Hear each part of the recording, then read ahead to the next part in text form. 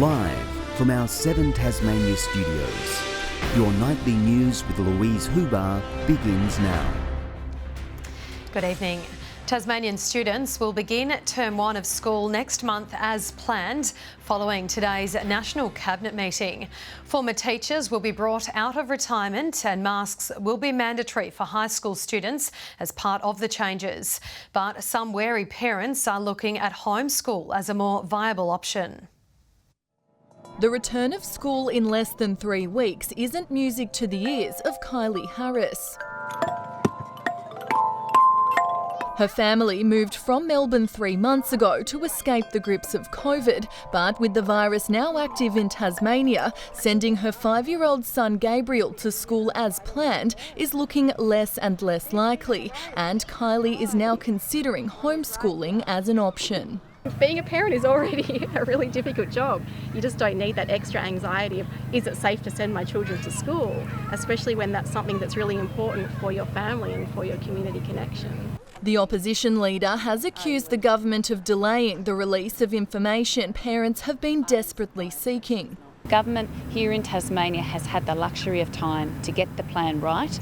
They have failed to do that, and now here we are, just weeks out from school starting, with no information for parents or for children or for support staff. Fresh from the latest National Cabinet meeting, the Premier announced all children must attend school on February 9 unless they have COVID symptoms. Importantly, the public health advice at both the national and a state level is that learning in schools is the best place for children. Under the fresh guidelines, rapid antigen tests will be made available for symptomatic students, while masks will be made mandatory in high schools and teachers will be given an exemption to work, even if they're a close contact of a positive case. They will be able to continue to attend school. They won't be defined as close contacts and required to quarantine, because that level of exposure is different.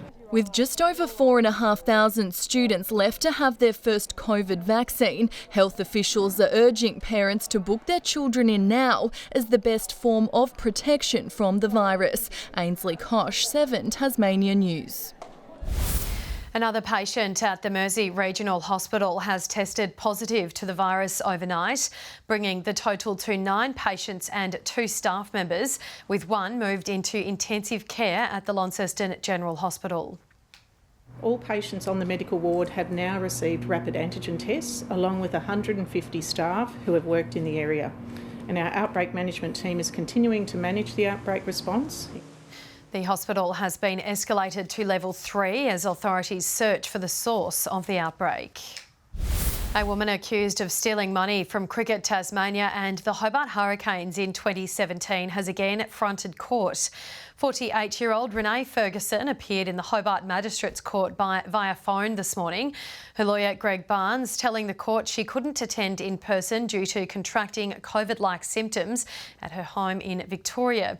Ms Ferguson has previously pleaded not guilty to the charges and is due to reappear in March.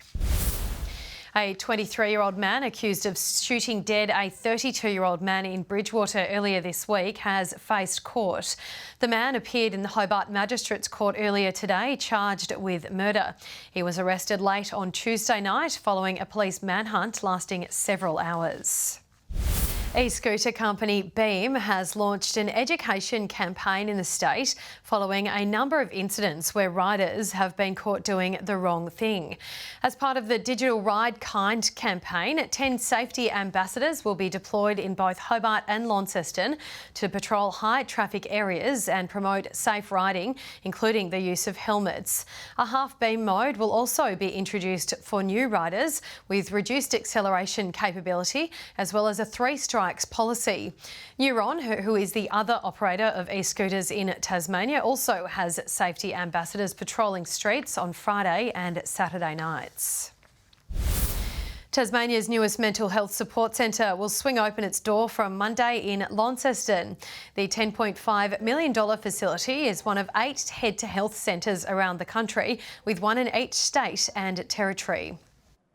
Being able to have an initial walk-in service for people to access with no referral or no appointment necessary, people being access information, the service for information or referral to other services as appropriate. For people to have that one door that they can walk in and receive that warm referrals and get support for their whatever challenges that they are facing in their lives. The centre has been federally funded up until 2024 with plans to extend that funding. Experts predict Tasmania's property market will continue to boom this year, prompting one of the country's largest real estate brands to expand to the island. McGrath is opening its first office in the state, but is bucking the trend, choosing to establish itself in Launceston before Hobart. Tasmania has seen a sharp rise in property prices, with buyers keen to snap up their own bricks and mortar. The trend set to continue in 2022. I would like to think there's a modest increase. Let's call it 2 to 4 or 5% in the next 12 months. That would be a good settling period for real estate generally in Tasmania. Last year, Launceston saw a rise of 20%, prompting real estate giant McGrath to open its first Tasmanian office in the regional city instead of the state's capital. Maybe they see a niche market here, maybe they see more growth than we're aware of. It was really about embedding their position into the Tasmanian marketplace, and there's going to be some really rapid growth of us wanting to service our clientele around the state. The increase in Tasmanian property prices has seen many buyers pause their purchasing ambitions to save more money, but there's still plenty of areas offering affordable housing. Anecdotally, the North West Coast is still offering good value.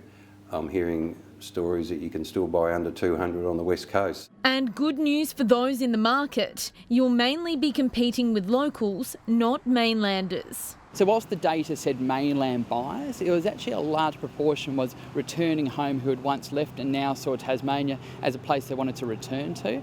Data showed that only 17% of buyers were from the mainland, so we don't see that rapidly increasing. Tasmania, clearly an island of opportunity. Elizabeth O'Neill, 7 Tasmania News. Instruments made out of Tasmanian timber, bull kelp and mining products will feature as part of Mona Foma's Launceston lineup. Musicians are fine-tuning their performances ahead of opening day, including this work of art which features 5 sonic sculptures.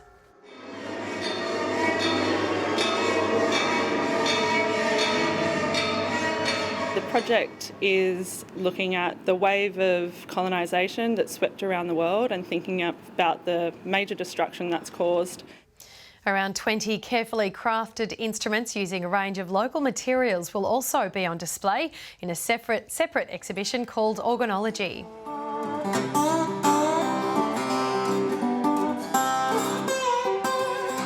Tasmanian timber, in particular the tone woods, is exceptional, and the work of Daniel Brookley really shows this, using timbers that have such fine grains that allow for a resonance or a vibration of the sound that creates a pure quality that is recognised the world over.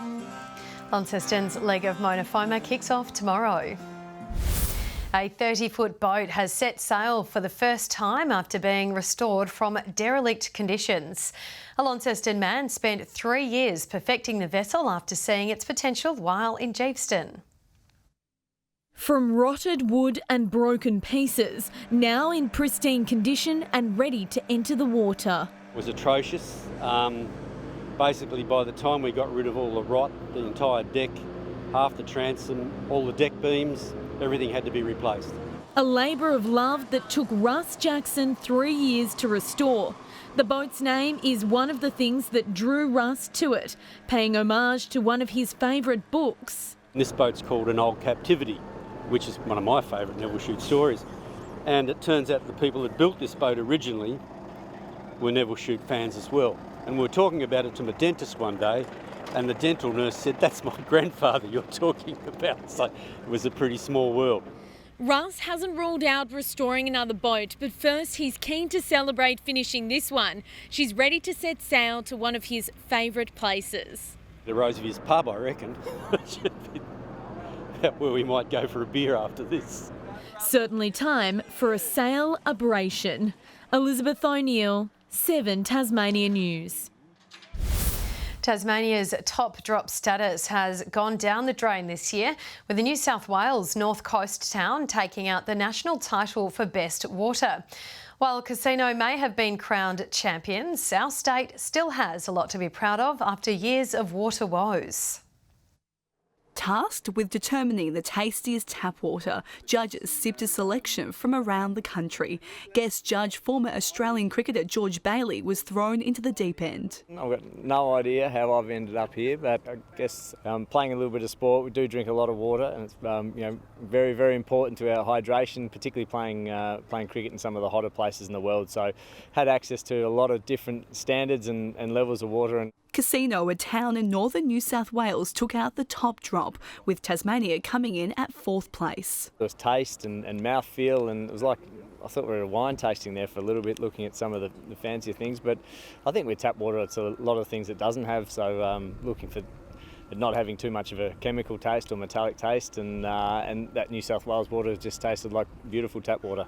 Tasmania hosted the national titles in Hobart after Ross Arden's water was declared the best tasting in not only the country but the world last year. The state entered a sample from Rocky Creek in the Huon Valley this time around, where a new treatment plant was built around 4 years ago. And prior to that, that water was on a boil water alert. In fact, across the state 4 years ago, I think we had about 25 or 26 towns where you couldn't drink the water, and for the last few years, every town that's connected to our system, the water is suitable for drinking. New South Wales will now take its award-winning water to the world titles. Letitia Wallace, 7 Tasmania News. Meanwhile, Ricky Ponting has lashed the Hurricanes' tactics against the Stars. He questioned why a number of big-name bowlers, including Riley Meredith and Scott Boland, were rested.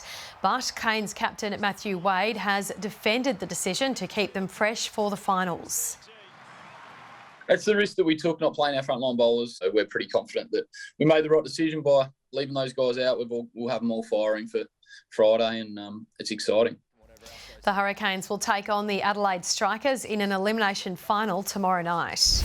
Good evening. Launceston with 28 the top today. Hobart, Burnie and Devonport all in the low 20s. Bushy Park recorded 26. Grove 25. Strawn, Lyell, Weenie, Friendly Beaches and Flinders Island 22. King Island 21 and St Helens 20. Pretty clear conditions today. Some low cloud over the northwest and high cloud elsewhere. That all cleared as the day progressed. Victoria, WA and New South Wales had mostly clear skies with areas of cloud over the rest of the country. Parts of the far north copped some ash cloud from Tonga. Tomorrow there'll be high pressure zones near our east and to the southwest. Several troughs and associated low pressure systems dominate the mainland. East and northeasterly winds 10 to 20 knots, tending northeasterly down the east coast, a strengthening over the northwest to 25 knots. Hobart, a top tomorrow, 25 and sunny. Huonville, 28 and sunny, same for Campania. Launceston, a top of 29 degrees, a sunny day, sunny for Devonport, 22 the maximum and 23 for Georgetown. The picture for Burnie, pretty similar, mostly sunny and 22. 25 for Strawn, fine for Wynyard and 22 the maximum. 24 for St Helens and mostly sunny. Swansea 25, 23 the top for Port Arthur. Maybe slop on some FPF 30 or 50 as the UV peaks and an extreme 12 tomorrow. On Saturday, fine and sunny, locally hot in the north after early fog. Consistent conditions into Sunday as well as the sun continues to shine. Fine again on Monday, no rain in sight, keeping our January rainfall figures well below average. Hot and sunny in Perth tomorrow, partly cloudy in Adelaide, warm in Melbourne, 31 the top there. A little wet further north. Showers in Sydney and Brisbane, the wet season doing its thing over the tropics. And the sun continuing to shine into the evening tonight. And Lou, with the Hobart and Launceston Cups coming up next month, I think I found the perfect pocket accessory. You know, everyone's got one of these, but they just don't know how to wear it properly. What do you reckon? Fashions on the field contender? I was going to say you do belong on the catwalk. Thanks for that, Murph. That's all your news for this Thursday night. We'll see you later with updates. Thanks for joining us. Good night.